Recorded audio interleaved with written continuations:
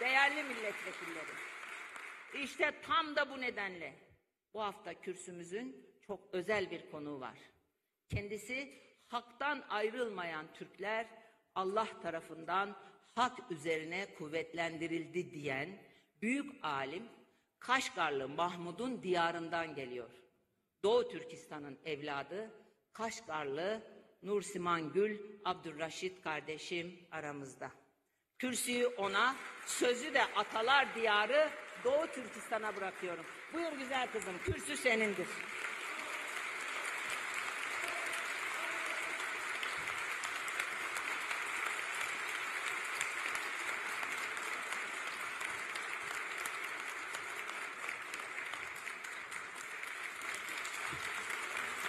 Başardım.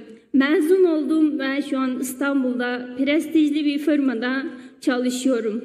Ama maalesef sevinçimi ailemle, kardeşlerimle paylaşamıyorum. İnanın ki şu an bulunduğum bu durumu Allah düşmanımı bile vermesin dediğim bir durumdayım. 2017-18 Haziran'dan beri ailemle iletişim kuramıyorum. Ne akrabalarım ne kardeşlerime ulaşabildim. Tam 3 senelik çabadan sonra öğrendim ki annem, babam, abim ve küçük kardeşim ilk önce 21. yüzyılın toplama kampları götürülmüş. Sonradan hiçbir gerekçe gösterilmeden hapse çarptırılmış. İzninizle ailemin fotoğrafını göstermek istiyorum. Babam Abdurreşit Toftu, 55 yaşında emekli memur, 16 yıl 11 ay hapse çarpıtılmış. Bu benim sevgili annem Tacigül Kadir, 52 yaşında 13 yıllık hapse çarpıtılmış. O benim abim Ahmetcan Abdurreşit, 34 yaşında, abim de 7 senelik hapse çarpıtılmış. Bu da benim küçük kardeşim, o da 15 yıl 11 aylık hapse çarpıtılmış. Onların suçu neydi? Yani çocukların mutluluğu için, başarısı için tüm hayatını adamış annem ve babam, Kaşgar'da başarılı iş adamı olan abim ve kardeşim ne gerekçeyle bu kadar zulüme maruz kalıyor? Yani uluslararası medyalarda, uluslararası kamuoyuna sunulan raporlardan gördüğünüz gibi 2017'den beri Çin kendi yasalarını hiçe sayarak mesela Türkiye'ye okumaya gelmek, yurt dışında ticaret yapmak, hatta yurt dışındaki akrabalarıyla iletişim kurmayı bir suç olarak nitelendirdi ve şu an 3 milyondan 5 milyona kadar kardeşlerimiz toplama kampında bulunmaktadır. Evet, benim ailemin başına gelen bu zulümün sebebi de benim ve benim Türkiye'de bulunmam.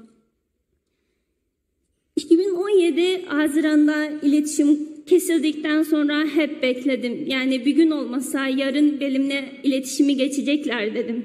Ama olmadı. 4 sene, yaklaşık 4 sene oldu. Annemin sesini bile duyamadım. Beni canından çok seven babam ve kardeşlerimin şu an nerede, ne durumda olduğunu bilmiyorum. İnanın ki yani önünüze çıkan herhangi bir Doğu Türkistanlı kardeşlerinizden sorarsınız, benimle aynı olan acı gerçekleri size anlatır.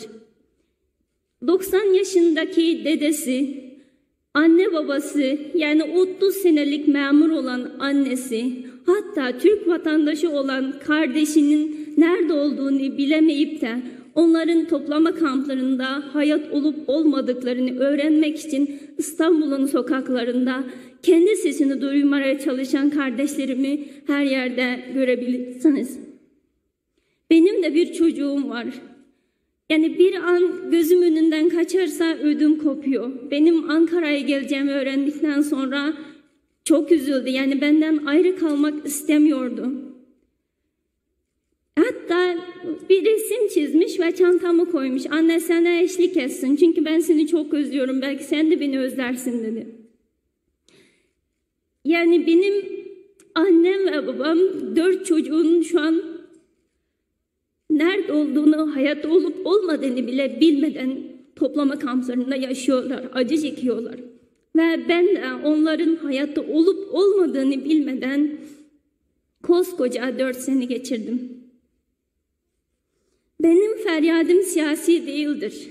Ben sadece bir insan olarak annem babamı görmek, onlara sarılmak, insan gibi yaşamak istiyorum. İnsanlıktan, Müslümanlıktan, Türklükten yardım bekleyerek 4 sene geçti. Ama toplama kampları hala orada, hatta büyüyorlar. Ceza kamplarından ailesine hasta ya da ölü teslim edilen haberleri sosyal medyadan gördüğümde canım burnuma geliyor. Her geçen gün can kaybı artıyor ve oradaki işkenceleri, tecavüz olayları sizlere anlatmaya dayanamıyorum. Uygur gençleri köle işçi olarak çalıştırılıyor.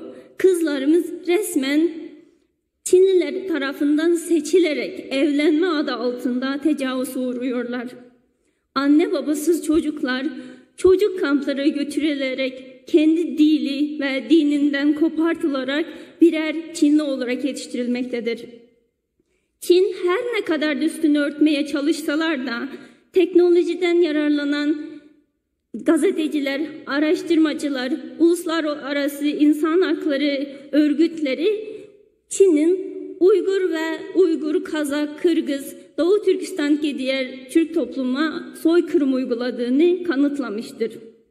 Şimdi şunu sormadan edemiyorum. Dünya neyi bekliyor? Oradaki milyonlarca insanın ölmesini mi?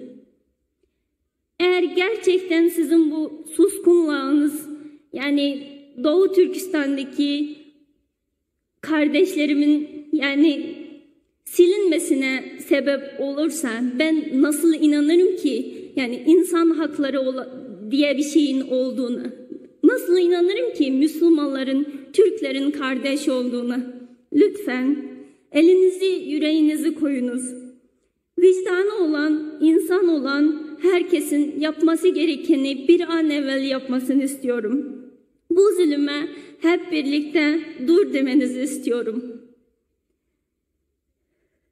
Ben sözümü söyledim. Şimdi insanlıktan cevap bekliyorum. Beni dinlediğiniz için, acılarımı paylaştığınız için çok teşekkür ederim. Saygılarımla. Teşekkürler. Çok teşekkür ederim.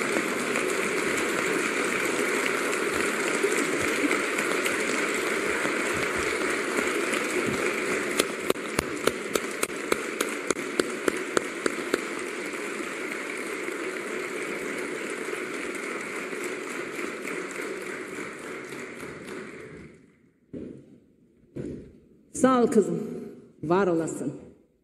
Allah seni sevdiklerine, Doğu Türkistanlı kardeşlerimizi de huzura kavuştursun inşallah. Esir iken Kırım, Kerkük, Türkistan, bana zindan olur Maraş Elbistan. İbn Sina, dedem Korkut, Alparslan, susarsam hakkını helal etmesin.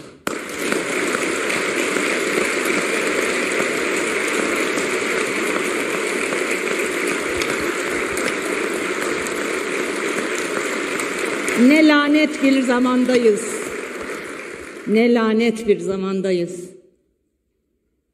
Gördünüz kızımızı.